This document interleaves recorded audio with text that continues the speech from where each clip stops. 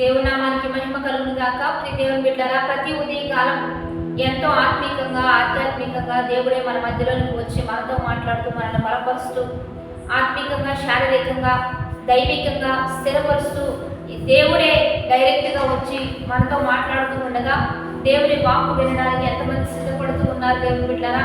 మనందరితో దేవుడు ఈరోజు ఏం మాట్లాడుతున్నాడు చూద్దాం. పరిశుద్ధ లేఖన గ్రంథంలోంచి సమూయేలు రాసిన 2వ పత్రిక 7వ అధ్యాయం 1వ వచనం చదువుకుందాం. యెహోవా నలుదిక్కుల అతని శత్రువుల మీద అతనికి విజయం ఇచ్చి అతనికి నెమ్మది కలుగు చేసిన తరువాత రాజు తన నగరమందు కాపురం ఉండేను. ఇక్కడ దేవుడు ఒక రాజు గురించి మాట్లాడుతూ ఉన్నాడు. అది దావీదు రాజు. దావీదు రాజులకు నలుదిక్కుల శత్రువుల మీద విజయం ఇచ్చి తనకు నెమ్మదినిచ్చి తన నగరమందు కాపురం ఉండే విధంగా ఇక్కడ దేవుడు అద్భుత కార్యం ఒక దావీదు పట్ల దేవుడు చేయడానికి గల కారణం ఏంటో మనతో ఈరోజు దేవుడు మాట్లాడబోతున్నాడు. ఎందుకంటే నలుదిక్కుల శత్రు సైన్యం మీద విజయం ఇచ్చాడు. దావీదు ఫిలిస్తీన్ల మీదకి, అమోరీయుల మీదకి, సిరియానుల మీదకి, మోయాబీల మీదకి యుద్ధానికి వెళ్ళినట్లుగా బైబిల్ లేఖన గ్రంథంలో మనం చూస్తూ ఉన్నాం. ఈ నలుదిక్కులు తన చుట్టూ ఉన్న ప్రాంతాలు, ఈ శత్రు సామ్రాజ్యాల మీద దావీదు విజయం పొందుకోవడానికి గల కారణం దేవుని యొక్క సహాయం. ఆ శత్రు ఎందుకంటే దావీదు ఎక్కువగా దేవుని స్తుతించేవాడు.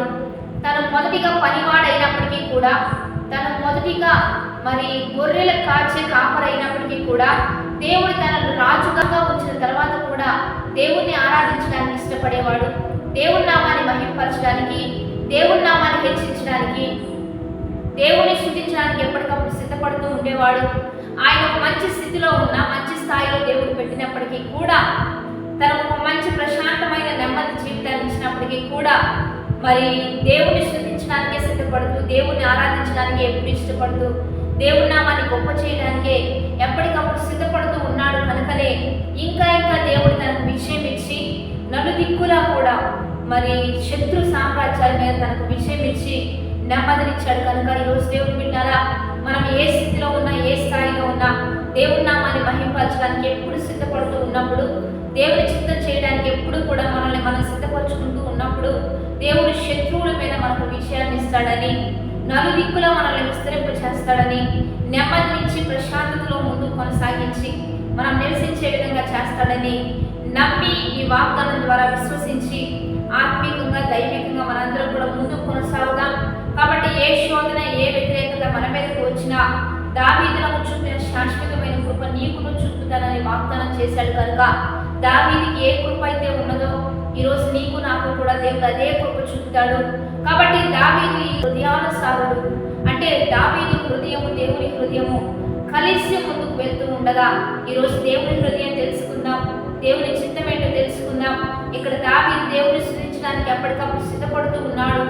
సమయానుకూలంగా ఉదయకాలం, మధ్యాహ్నం, సాయంత్రం ప్రతి సమయంలో దేవుని స్తుతించడానికి సిద్ధపడుతూ ఉండగా ఇంటి కార్యం దావీదు పట్ల జరుగుతూ ఉండగా మనం కూడా దైవికంగా తప్పనిసరిగా ప్రతి విషయంలో ప్రార్థనాపూర్వకంగా సిద్ధపడుతూ దైవిక దీవెనలు పొందుకుందాం. వాగ్దానాన్ని బట్టి ప్రార్థన చేద్దాం. పరిశుద్ధుల మహోన్నతుల గొప్ప దేవ, ఈ దినము మీరు వాగిస్తున్న బలమైన వాక్ వచనాలను బట్టి నీకు మహిమ. ఎంతమంది ఈ వాగ్దానం చూస్తున్నారో ఈ వాక్ వచనాన్ని బిడ్డల పట్ల మూడిపరిచయ్యా. ప్రతి వాగ్దానం ప్రభా ఇస్తున్న ప్రతి ఒక్క వాక్కు బిడ్డలకి అద్భుతమైన కార్యాలు జరిగించే విధంగా ఈ ఉదయకాలం వాగ్దానం సహాయం చేయండి.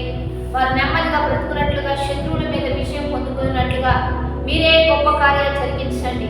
నలుదిక్కులా విస్తరింప చేయండి ప్రభా. నేను స్తుతిస్తూ ఆరాధిస్తూ ఉండగా కొన్ని గొప్ప కార్యాలు వారి జీవితంలో జరగాలి. సేవకులు, సంఘాలను ఆశీర్వదించండి. దేశ అధికారులను దీవించండి. ఆర్థిక పరిస్థితుల అప్పుల బంధకాలు, నిరుద్యోగం, ఎంతమంది అయితే చదువు లేక అనారోగ్యం, అప్పుల బంధకాలు ఉంటున్న ప్రతి ఒక్కరికి విడుదలిచ్చి నీ ఘనమైన నామానికి మహిమ తెచ్చుకోమని ప్రభు అయిన యేసుక్రీస్తు నామం పేరిట అడిగి వేడుకొని ప్రార్థిస్తూ నామ గొప్ప తండ్రి, ఆమేన్. మంచిగా లైక్, షేర్, కామెంట్ చేసి దైవికంగా సిద్ధపడదాం.